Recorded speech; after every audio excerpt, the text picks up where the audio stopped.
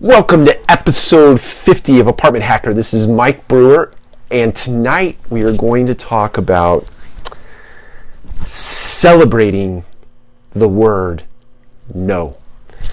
And I want to tell you a really quick story by way of introducing the celebration of no.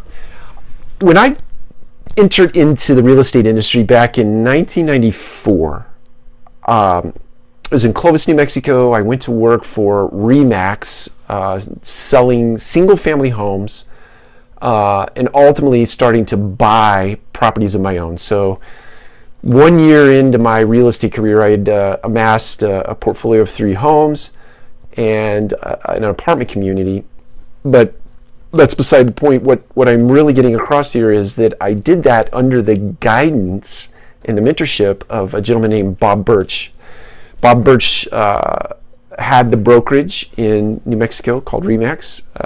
You'd know that as a nationwide company. But Bob taught me an incredible lesson very early on in my real estate career, and he did it by way of a story, and that story is this. Bob was an insurance salesman before he got into the real estate business. And in the insurance business, he went, it was way back, so he went door to door to door to door to door to sell insurance. And you can only imagine that he was rejected, likely, or he was rejected more than he was successful as it related to selling policies going door to door.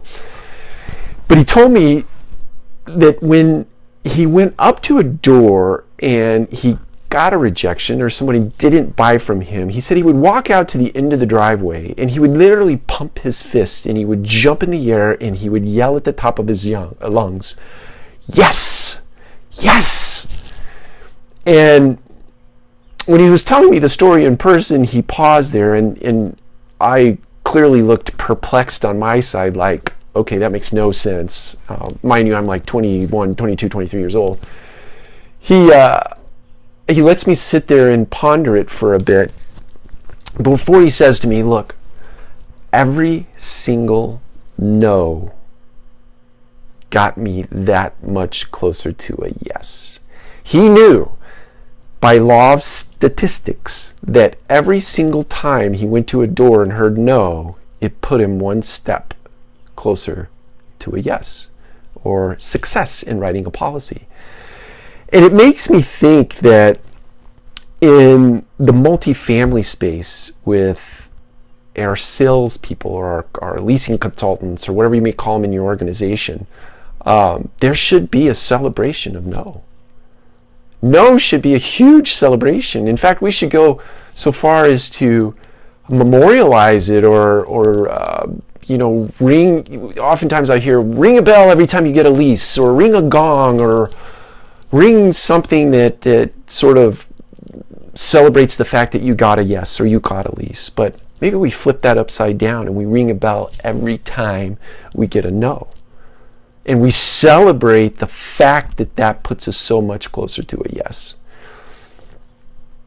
I think that many times rejection is not celebrated. It's looked upon in a downward fashion. We get down on ourselves. We get depressed. We go into these troughs, and we don't emerge from the trough any stronger than we were when we entered into it.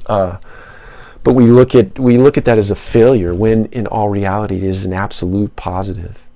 I remember at Equity Residential we employed this program called Action Selling, and part of Action Selling was that you replayed the call every single time you went through a leasing transaction.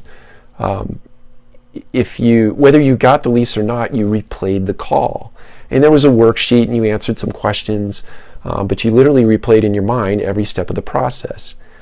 And in doing so, you would learn where it broke down, or you would learn where you were really good at it, and next time you could double down on those efforts and you could shore up the areas where you might have been lacking. So it seems to me that there's the same sort of concept or philosophy as it relates to focusing on no.